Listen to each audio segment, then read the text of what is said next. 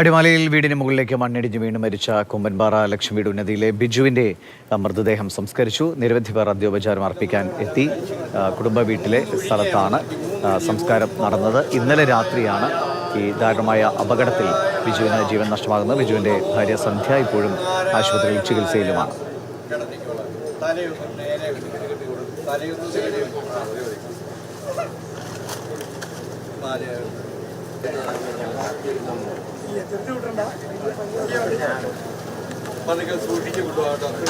ബിജുവിന്റെ കുടുംബ വീടിനോട് ചേർന്നാണ് സംസ്കാരം നടത്തിയത്.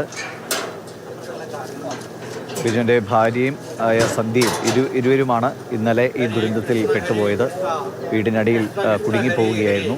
ഏറെ മണിക്കൂറുകൾ പണിപ്പെട്ടാണ് ഇരുവരെയും പുറത്തെടുക്കാൻ കഴിഞ്ഞത്. അപ്പോൾ തന്നെ ബിജുവിന്റെ ജീവൻ നഷ്ടമായിരുന്നു. ആദ്യം സന്ധ്യയാണ് പുറത്തെത്തിക്കാൻ കഴിഞ്ഞത്. പക്ഷെ അവരുടെ കാലുകൾക്ക് ഗുരുതരമായി പരിക്കേറ്റിരുന്നു.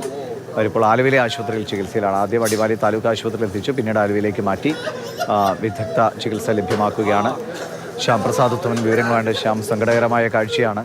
ഒരു വലിയ വേർപാടിൻ്റെ വേദന മായും മുൻപെയാണ് ആ കുടുംബത്തിൻ്റെ നട്ടെല്ല് നഷ്ടമാകുന്നത്. എപ്പോഴായിരുന്നു സംസ്കാരം? ഇത് ഇവരുടെ വീടിൻ്റെ തൊട്ട് ചേർന്ന് തന്നെയാണോ ഈ കുടുംബ വീടും? ദിവിഷ, അതായത് ബിജുവിന്റെ വീടിനോട് ചേർന്ന് ഏകദേശം ഒരു 50 മീറ്റർ മാത്രം ദൂരമേ ഉള്ളൂ ഈ കുടുംബ വീട്ടിലേക്ക്. ആ കുടുംബ വീട്ടിലായിരുന്നു ആ സംസ്കാര ചടങ്ങുകൾ ഒരുക്കിയിരുന്നത്.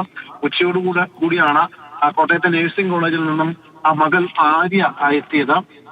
അച്ഛന്റെ ആ ചേതനയേറ്റ ശരീരത്തിന് മുമ്പിൽ പൊട്ടിക്കരയുകയും തുടർന്ന് അന്ത്യചുംബനം നൽകുകയും ചെയ്തു.